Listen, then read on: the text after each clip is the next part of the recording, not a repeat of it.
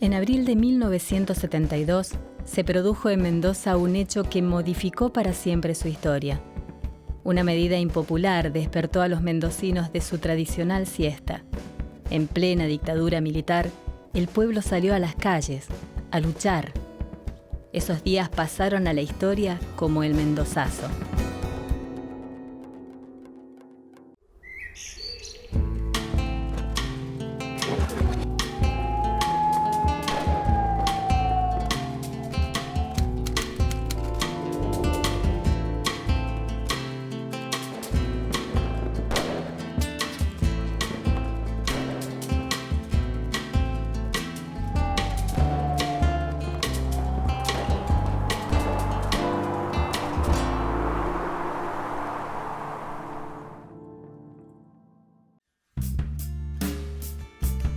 En 1970, Mendoza tenía casi 1 millón de habitantes. La conservadora y tranquila provincia cuyana se preparaba para vivir días que la cambiarían para siempre. Al igual que el país y el continente, Mendoza no podía mantenerse al margen del clima de época. La influencia de la Revolución cubana, el Mayo francés del 68 y el Cordobazo de 1969 calaron profundo en la juventud.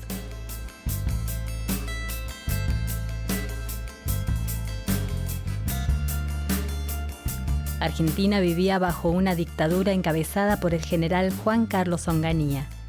La crisis política por la proscripción del peronismo aceleró su alejamiento del poder y su renuncia tuvo repercusión local.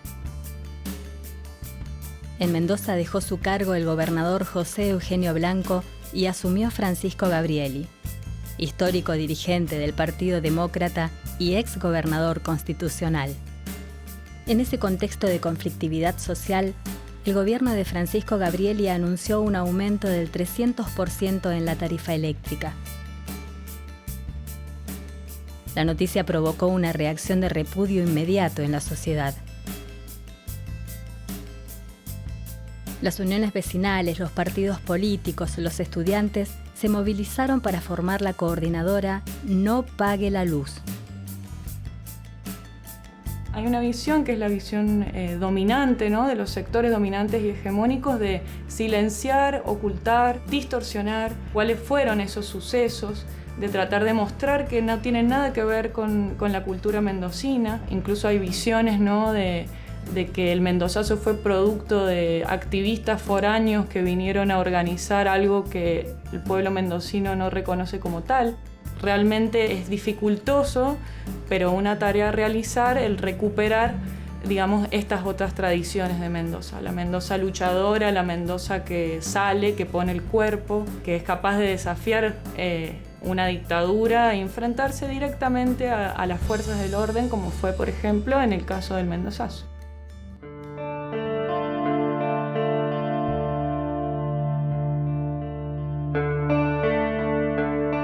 Estamos en Coronel Díaz y Ramírez. Esta es una zona limítrofe entre Ciudad Capital de Mendoza y el departamento de La Cera. En este lugar y en otros lugares de esta misma calle Coronel Díaz se realizaron convocatorias impulsadas desde distintos sectores políticos y sociales, en particular el movimiento vecinal, con el objeto de resistir el aumento de tarifas eléctricas que había resuelto la dictadura militar que le expresaba en aquel momento Francisco Gabrieli.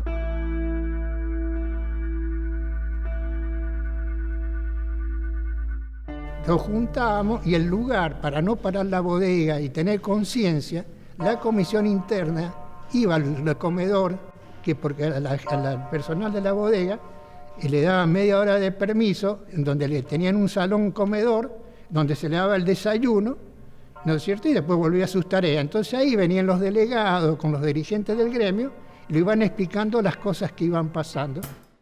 Después del Cordobazo del año 69, entre los trabajadores se instaló la convicción de que a través de la organización se podía terminar con la injusticia de un sistema que generaba desigualdad y explotación.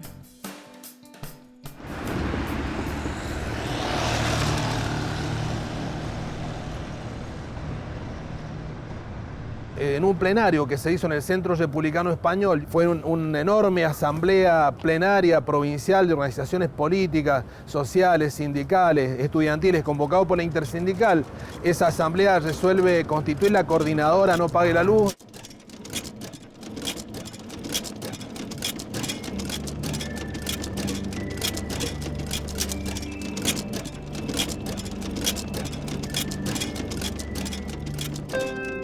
Lo que hacíamos mucho era imprimir mucha cantidad de documentos como comisión, publicitando muy fácilmente, de entendimiento popular, lo que significaba ese impuesto y sugiriendo que la movilización de la gente. ¿Y qué hacíamos? Hacíamos reuniones en uniones vecinales de distinto tipo, de todo color político.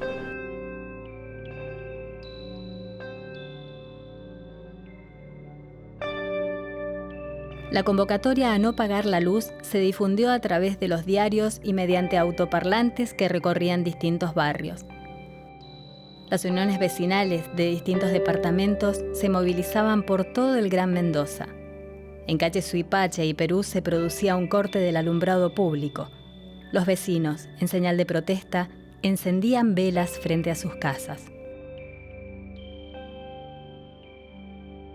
Y el primer apagón más popular fue para nosotros señal de que estábamos en buen camino, porque veníamos de una reunión a otra y en el camino sobre calle Perú, cerca de Suipacha, aparecieron las luces que se empezaban a apagar y a prender velas y dijimos, esto va, la gente lo hace suyo.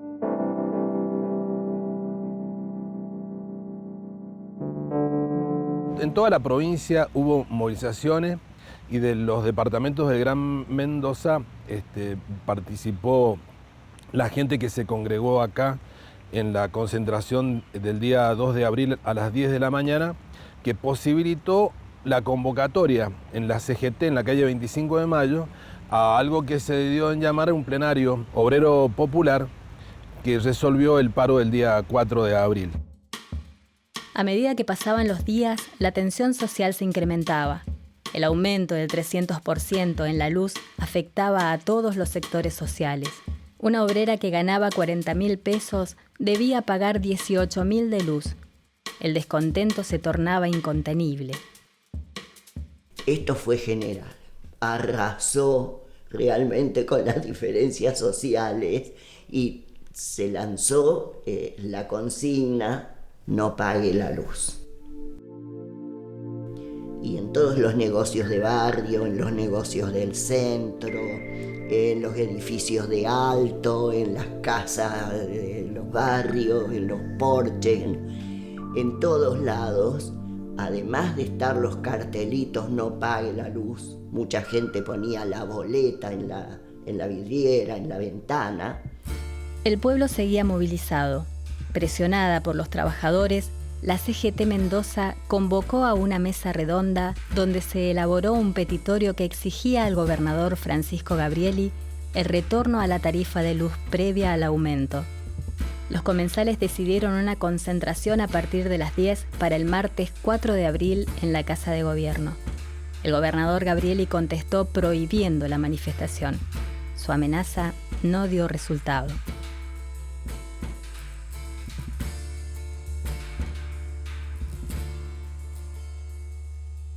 Habíamos quedado en ir con todas las boletas y romperla, que fue lo que se hizo frente a la Casa de Gobierno, hacer una hoguera con esa boleta. Fue un movimiento gigantesco porque se dieron asambleas en todas las plazas de los departamentos de Mendoza. Se hizo una concentración acá en la sede del Sindicato del Magisterio, que era la única organización que había en ese momento con influencia suficiente como para convocar al magisterio. De pronto, mientras estábamos acá, apareció la policía y a caballo, cosa muy extraña, muy sorprendente. Y el señor en un momento dado miró su reloj y nos dijo, señoras, tienen 3 minutos para desconcentrarse. No nos desconcentramos nada. Y entonces puso a accionar el Neptuno, que era el camión hidrante con agua colorida para que marcarnos. Y, estábamos acá de guardapolvo blanco, así que imagínense, íbamos a quedar marcadas perfectamente.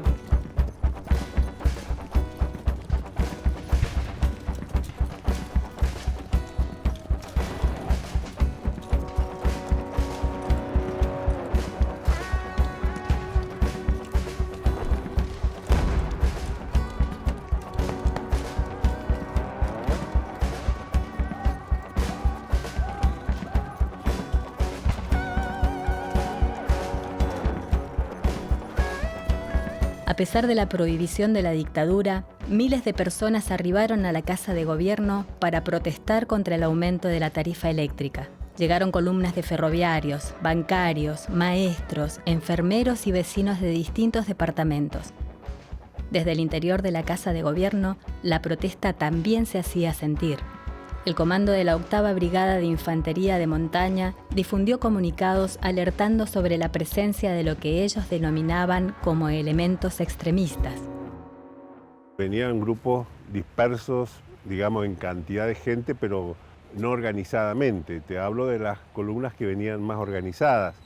Terminaron de converger acá en la Casa de Gobierno cuando acá ya había empezado la represión. Porque en realidad la primera represión empieza a unas cuadras de acá, ahí empieza la represión a las maestras y esto provoca una indignación muy grande entre los manifestantes que todavía no llegábamos acá. Estábamos acercándonos a la Casa de Gobierno.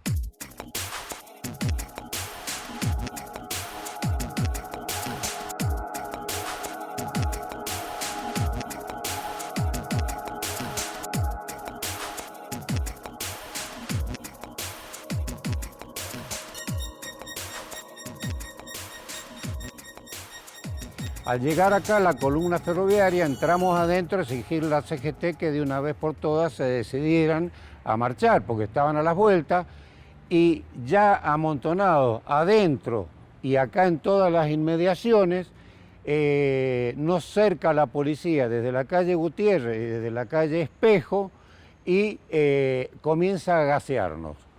Una parte marchó hacia adentro, otra parte fuimos víctimas directamente de los gases y le pegan a un compañero en el hombro, prácticamente casi le arrancan el cuello, por casualidad no fue, nos provoca inmediatamente la reacción y comenzamos a llamar a los que estaban adentro y a repeler la agresión de la policía con las piedras bolas que tapizaban las acequias en aquel entonces en Mendoza. A la policía se le terminan los gases, entonces atacamos el camión que venía con los uniformados, le rompemos los vidrios que se astillan, porque eran vidrios digamos, astillables, y al quedarse ciego y no ver para afuera, inmediatamente provocan la retirada.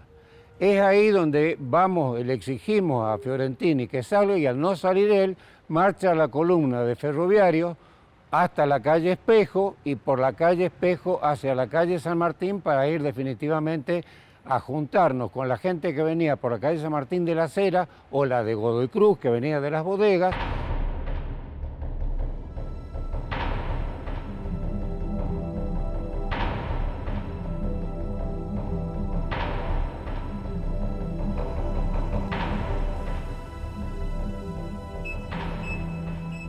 La represión eran 3 círculos.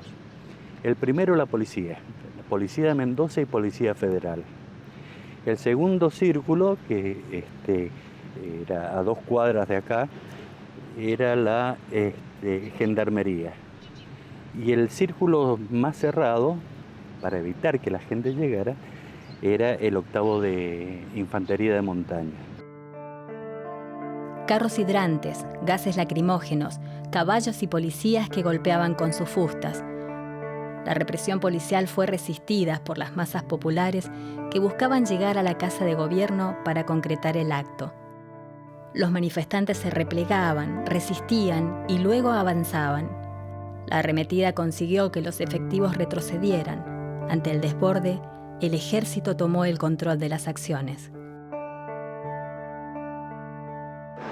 Todo esto era un río de chicos de la universidad que venían desde la Universidad Nacional de Cuyo y se habían juntado con las escuelas secundarias Martín Zapata, la tecnológica y ya venían llenando. Cuando llegamos los ferroviarios, que veníamos de la CGT, habíamos dado vuelta por el centro, acá en la explanada de la Casa de Gobierno ya había miles de personas que venían.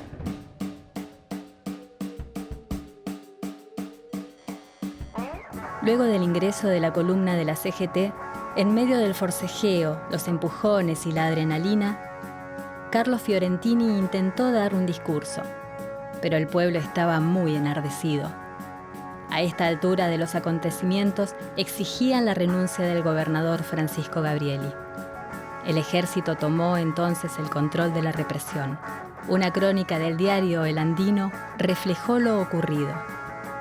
La impresionante multitud despavorida, los gases lacrimógenos, los carros de asalto, el despliegue policial y un griterío estremecedor daban al barrio cívico una imagen espeluznante. También sobre el costado sureste se pudo advertir a policías heridos. Densas columnas de humo cubrían la visión. Varios autos incendiados llameaban por doquier. La policía apostada sobre la escalinata central reprimía con gases lacrimógenos. La multitud enardecida sigue tumbando autos, incendiándolos de inmediato. Las explosiones de los tanques de nafta se sucedían.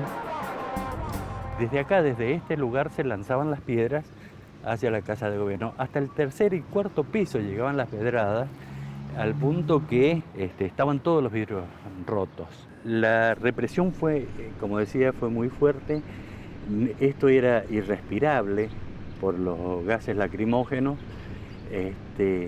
y nosotros lo que intentábamos ya no era tomar la Casa de Gobierno, sino escapar de ese infierno que era infierno de gases lacrimógenos y de golpes y pedradas. Las balas disparadas indiscriminadamente provocaron el primer muerto. El canillita Ramón Quiroga cayó asesinado por la represión de la dictadura de Lanusse y Gabrieli. Las noticias de los que estaban más adelante, más cerca de la puerta de la Casa de Gobierno, que estaba la caballería, que habían cerrado las puertas, y estando en eso se comenzaron a sentir más nítidos los disparos cuando veo que al lado mío cae un hombre. No lo conocía, no sabía quién era. La cuestión es que el hombre cae e inmediatamente vemos de la frente fluir la sangre, que no es como en las películas un hilito, sino que era algo que a mis 19 años me impresionó muy fuertemente porque era realmente un chorro de sangre muy grande. Y lo único que atinamos entre varios de los que estábamos cerca es a levantarlo para intentar llevarlo a algún lugar.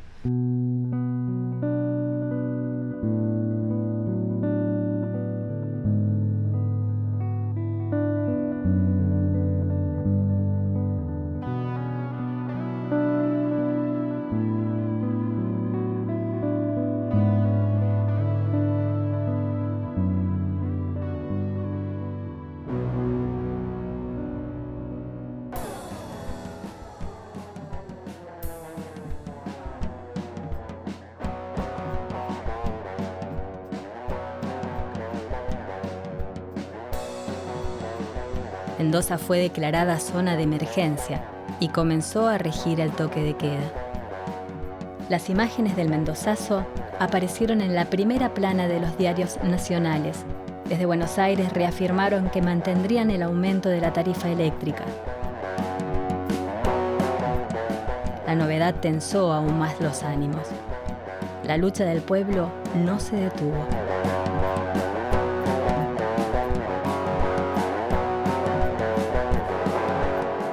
Ahí hay una cantidad de celdas y estoy escuchando a la tarde y al día siguiente también, me estoy refiriendo al 7, al 6, 7, 8, la radio y la policía que estaba ahí a unos metros, que pedían ayuda de distintos departamentos, de Luján, de San Martín, de Maipú, porque era desbordada la policía de los lugares por la expresión masiva. Ahí tomé más conciencia de de la trascendencia del mendozazo. Se va a producir un desplazamiento, ¿no?, territorial del mendozazo, de los primeros, digamos, manifestaciones y luchas que se dan en el centro de la ciudad. Eso se empieza a desplazar hacia los barrios.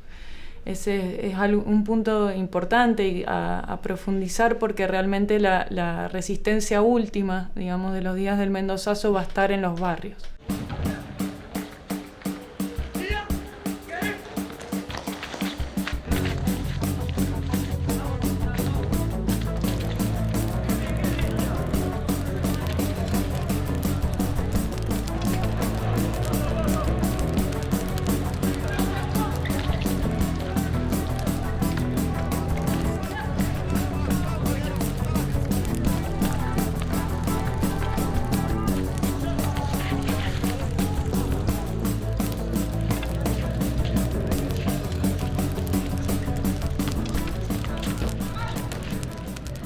Se organizaron en una batalla como casi revolucionaria, diría, ¿no? Funcionó muy bien la organización de los lacerinos. Y fue el punto, en toda la provincia, el punto más álgido de la lucha. Los manifestantes declararon a Las Heras zona liberada. En este departamento fueron asesinados una comerciante, Susana Gil de Aragón, y el estudiante Luis Mallea. Las autoridades militares denunciaron que solo un soldado fue herido por un disparo. A pesar de la represión, los vecinos resistían. Después de 10 días de movilizaciones, resistencias, enfrentamientos y barricadas, el mendozazo dejó como saldo la renuncia del gobernador Francisco Gabrieli. 3 personas muertas, más de 100 heridos y 1000 presos.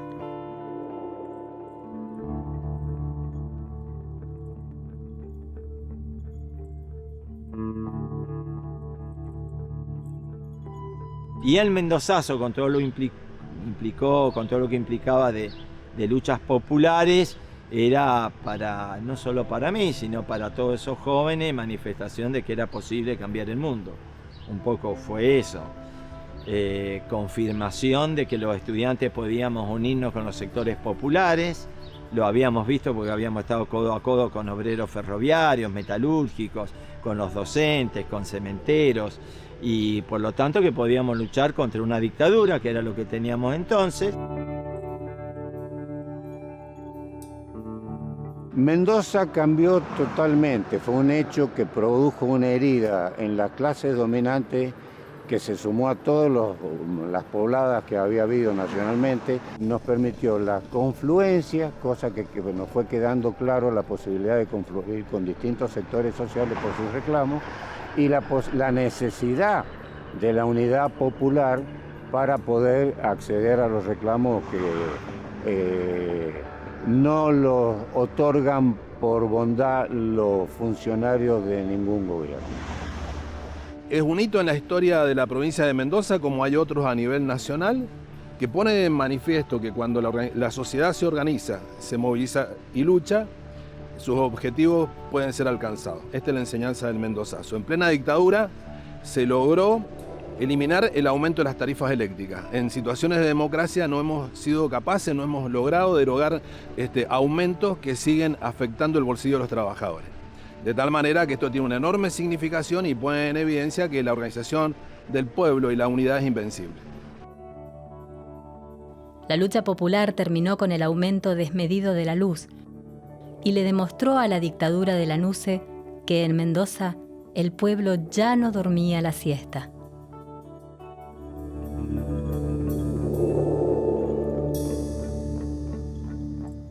Tal vez de una extraña soledad aprendamos a dejarnos sin temor a ver que es posible sonreírte si te vas, y no existe más profundo amor que dejarte ser. Soñaré el día que vendrá tus padres.